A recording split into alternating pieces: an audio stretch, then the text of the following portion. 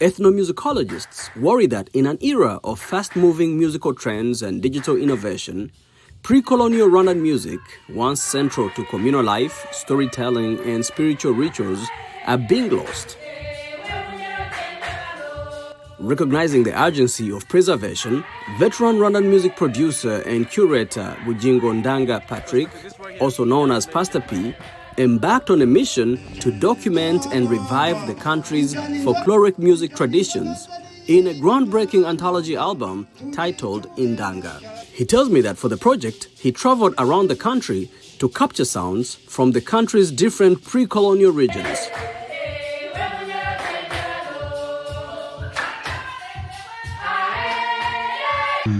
I'm called Kagurano Rwimo, Pastor P, former Pastor P, some call me Pastor P, but my real name is Bugingo Ndanga Patrick. Kagurano Rwimo. Kagurano is my great-grandfather's name.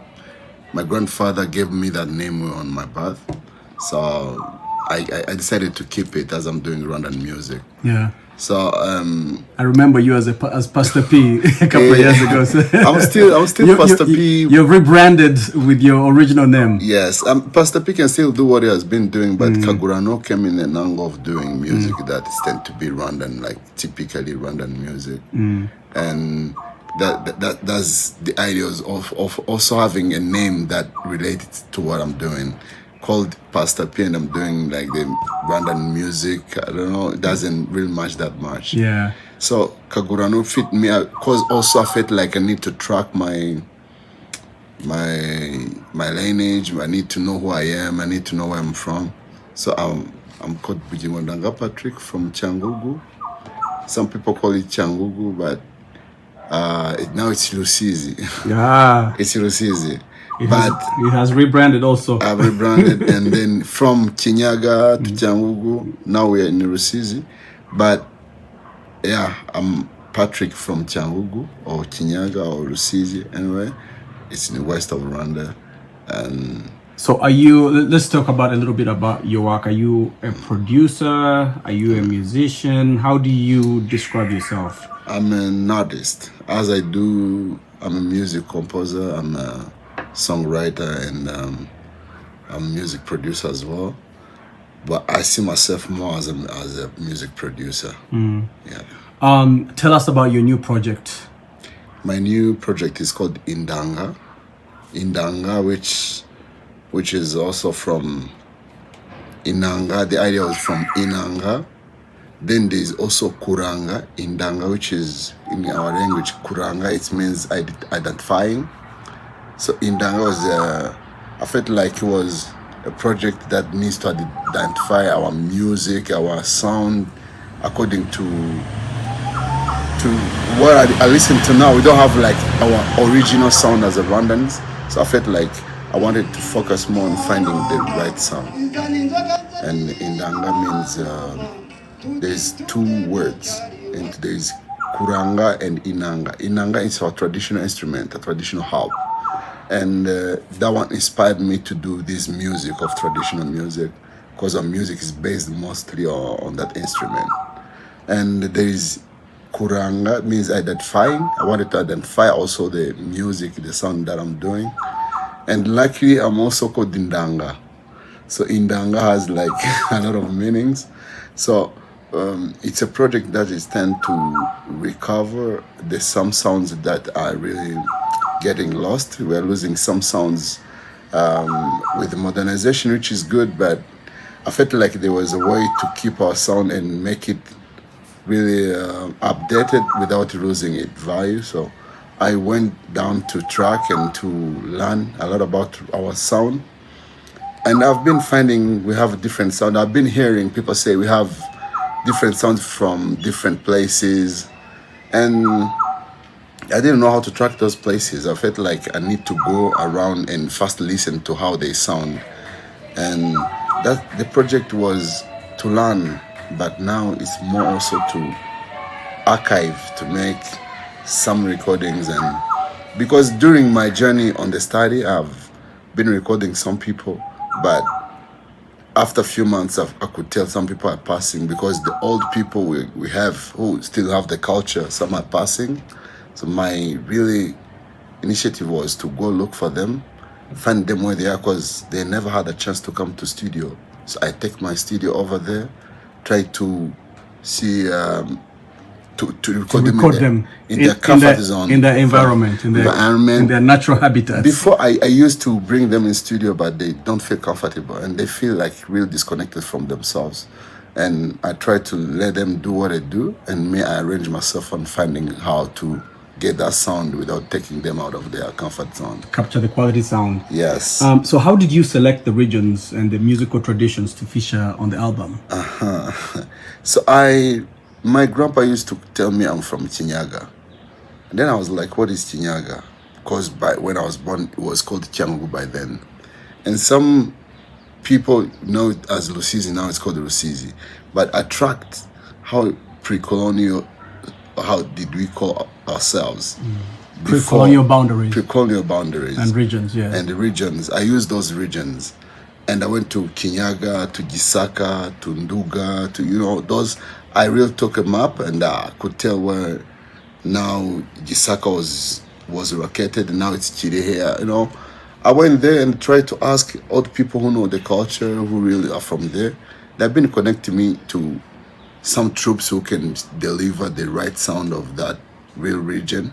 That's how I've been able to track those regions and reconnecting that. But also on the borders, we have some regions that speak their dialects or other languages even. Like on the east, we have Avarashi, they speak Ikirashi, which they share with some people from Tanzania. And from north, there is... So when these borders were created during colonialism, they separated people. They separate people. Have joined, who share language and culture and traditions. It's the same in like in Kenya, the Maasai were in Tanzania, but when they did the boundaries, so some part of the Maasai went in Kenya, other part of the Maasai left in Tanzania. So, but still they're all Maasai, it's the same culture. Absolutely. Same with us, like some people from Cyangugu, most of them they have the culture from Bukavu, where they tend, because it was Rwanda before, and they share some culture, some language, like Mahavu is spoken in Congo, but also in Rusizi. And then there's some Ruchiga spoken in Uganda, Kabare, but spoken also in Rwanda and Gicumbi. So I'm also tending to reconnect people through music, but without boundaries, like cutting those boundaries musically. Like they can stay there, I don't know, mind, but musically we should stay connected and listen to what our sisters used to listen to. Yeah.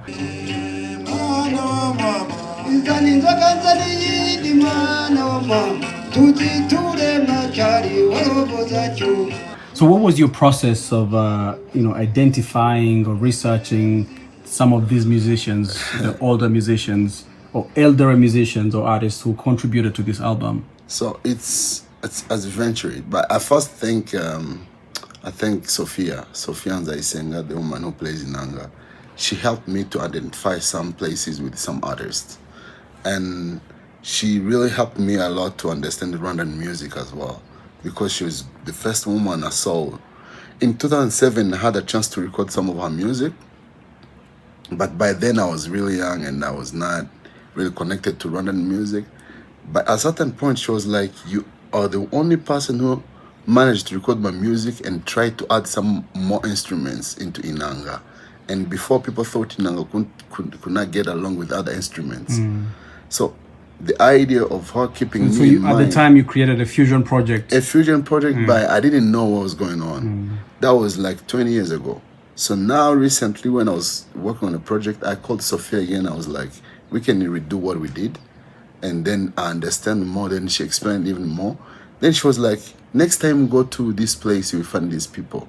Go to this place. And also when I go to those people, they will tell me, go to this place, you will find these people. But so it was word of mouth, really. Yes. They were helping you identify. But the crazy thing is, like, there was no contact. So they would just say, go this place, look for a certain troop or people called like this. I would take my car and I go, spend day asking, go meeting them. It's a fun thing because I also wanted to learn to live, you know, to live, not only doing work, but also living me, also fulfilling my spirit, knowing who I am, people who are my brothers or my sisters. It was good. It was a journey. Basically part of a shared musical legacy. Yeah. That you know, you understanding yourself in the process also, you know, Very true. who is Kagurano, where did he come from? Yes. Where do you get this gift from, and who are the people that you share that gift with? Yes. Yeah. And then the crazy part, sometimes say in here Rwanda, those troops, they call it amatorero. And then I found myself, called myself Pastor P. So those are Itorero for Pastor P. Me, actually, I'm not from the churches. Those are my churches. Yeah, that's your church. That's my church. And I identify myself as one of them because those are our choirs. You know, Rwanda, I feel like Rwanda is like a church. And then we have choirs from those people. Those are our choirs. That's interesting. Because we have the same spirit, Yeah. even though we think different styles. Let's talk a little bit about some of those musical styles and instruments. Can you describe some of them, and the regions that they represent? For example, I personally thought of the Indanga as the only traditional instrument that is part of our, you know, musical repertoire. But I see that in this project you have other instruments. Yeah, so there's whenever I go a place, I find something new. Like in Igisaka, they don't use drums. We normally do drums in Rwanda, but for them, they use something called Igichuba. Igichuba is like A god. yeah, A god, yes. Yeah, that's what they will use Yeah. for as drum. They don't do drums.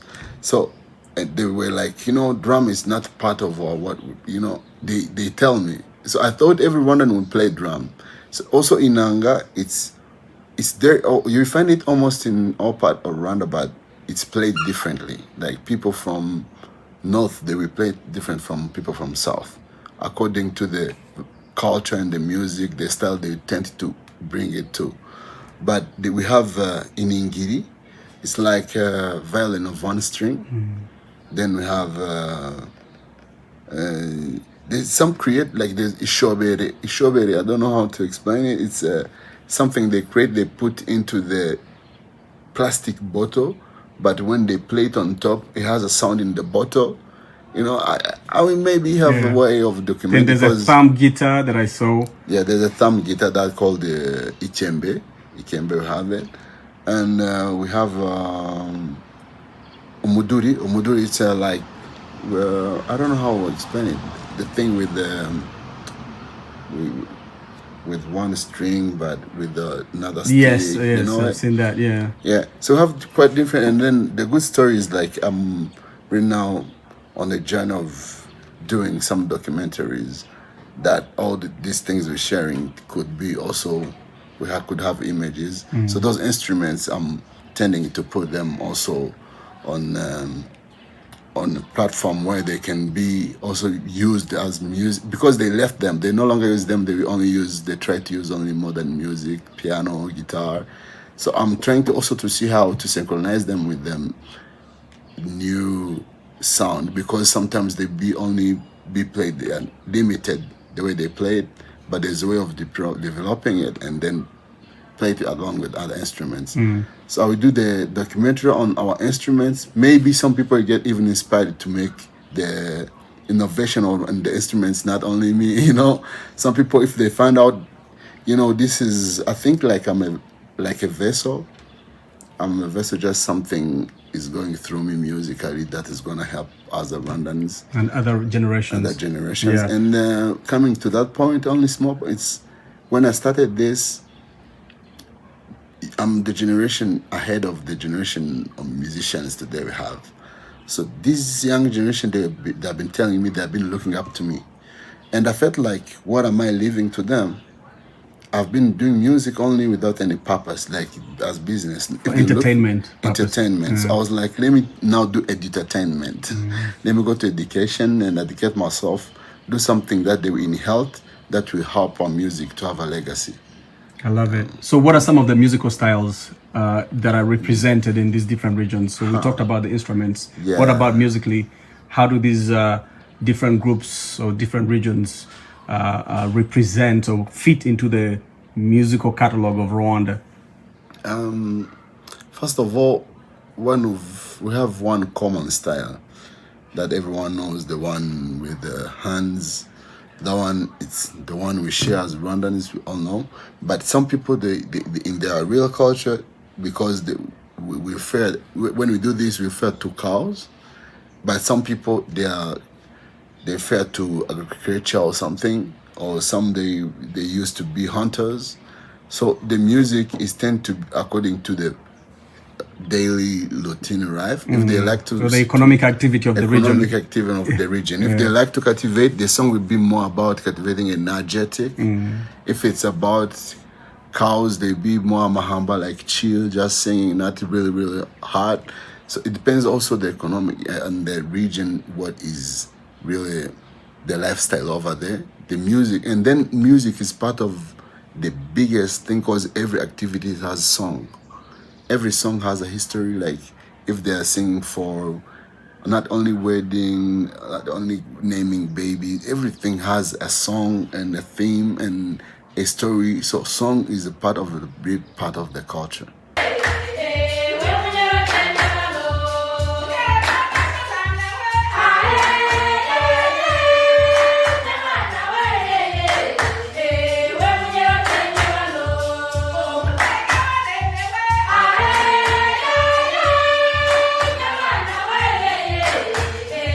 Did you discover or encounter any regional dialects or forgotten languages that, you know, added another layer of complexity or significance to the music?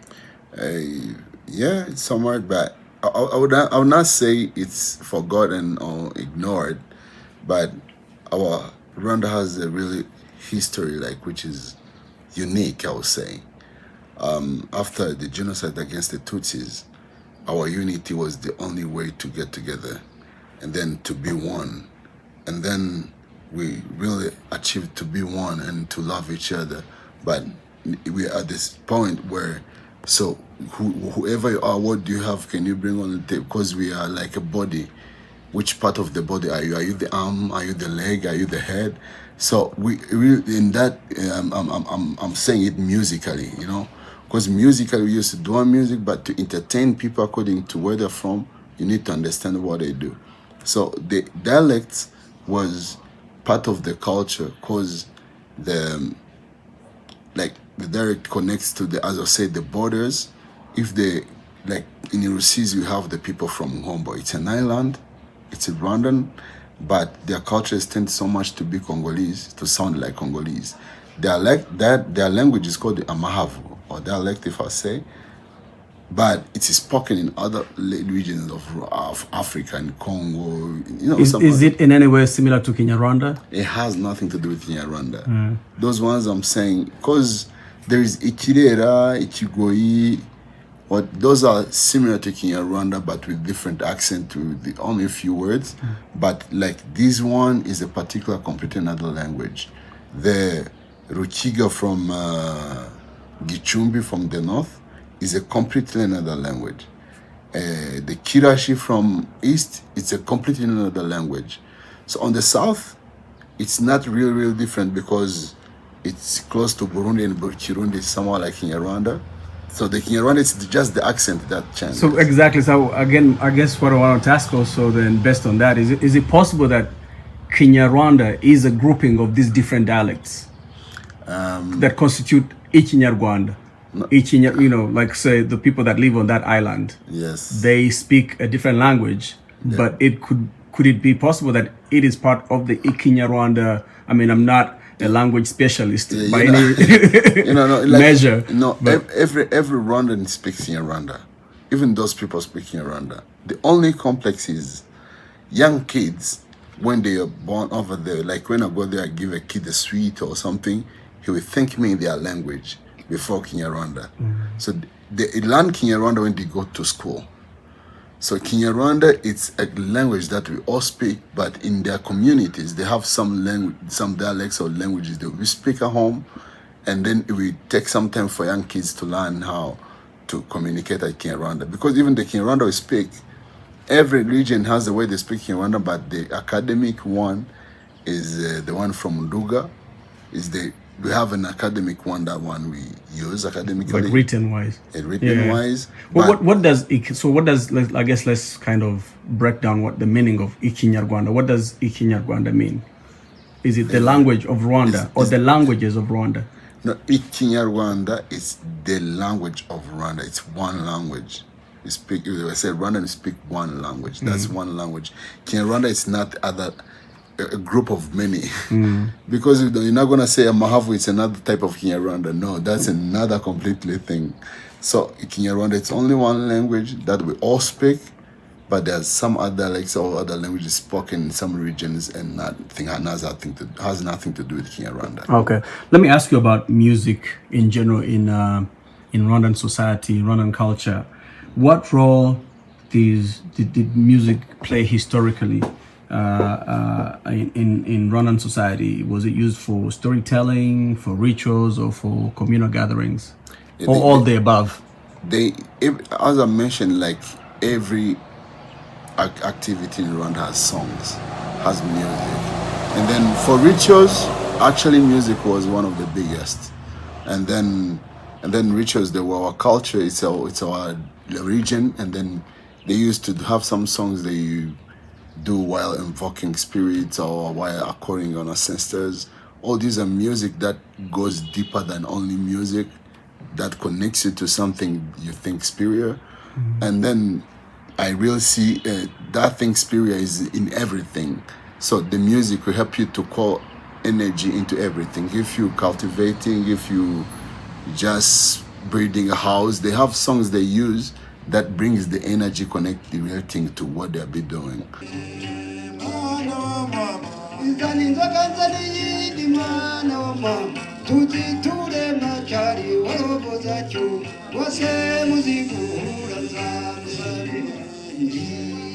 So music is a key to ourselves, because I like to say we are spirits experiencing body. We are not only bodies. So our music is also spiritual, something we don't see but we feel. So our music, it's who we are, because into the music. And then we have also a history of keeping our history into songs and the EBC go. We didn't have a way to write down our history, but some of the songs contain our history as people, as culture. And then those are the songs that we need to learn so that we can still know the values of ourselves. So the music doesn't only contain entertainment, it contains education, it contains spirituality, it contains who we are. Do you ever worry that this music will become extinct one day? But okay, I was afraid before I come to a point of doing it, but when I stepped into the step of doing it, I was like, no, it's not going anywhere. I'm fighting. Then I have some musicians or soldiers of Rwandan music like me. So I feel like we, as our entertainment, like our music sector, is still on the struggle, on the fight of rebreeding itself to the level of other sectors have been breeding themselves. In Rwanda, we had history which every sector had to recover after the genocide against the Tutsi in 1994. But music really was coping, but was not really being authentic. Itself. It was not being authentic. So this is the right time for us to revive it. And then I see some other kids have Afrogako as the initiative they're doing, and everything they say, the only idea is to fuse the traditional sound into whatever they're doing. And that's a very good spirit, showing that it's not going anywhere. So the archive I'm trying to make is to inhale some of unrecorded sounds just pending in the air. And I'm trying to do my best to make as many as I can, but not by myself. Others also are trying to do the same. But I believe we still have something to archives that our other generations will inherit from. Yeah.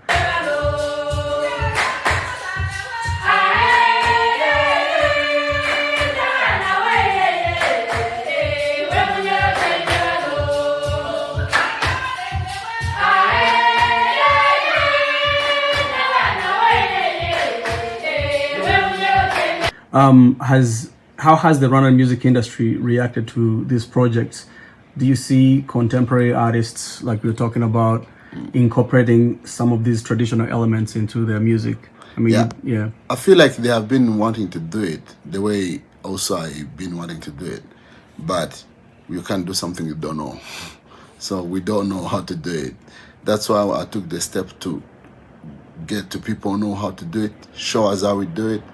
That's why all the songs I use only old people. They are all about 50 and 60 who really still have the connection to the old sound.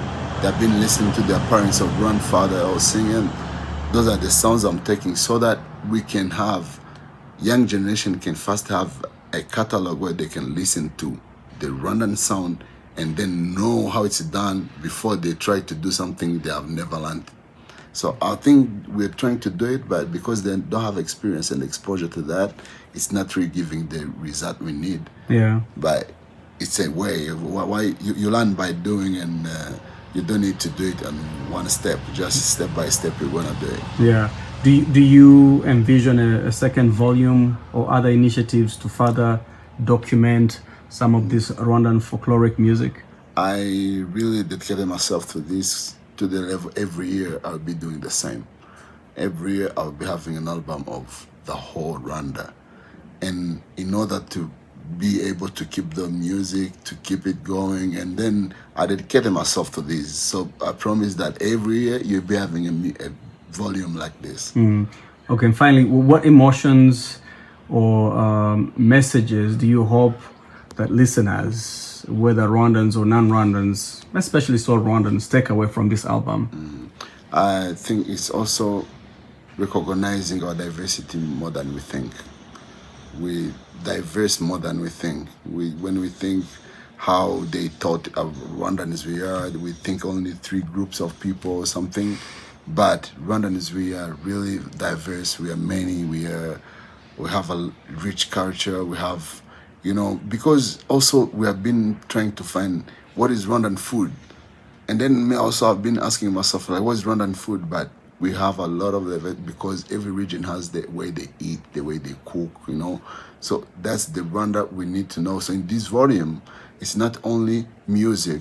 I'm intending to bring the whole culture, but carried by music, so that it can be exposed to Rwandans to track and to know. Because even some people really, I know they're from Rwanda, but they need even to track to know actually where they really are from, so that they can still also getting close, connected to the ancestry land before, as we've been looking it for. Absolutely.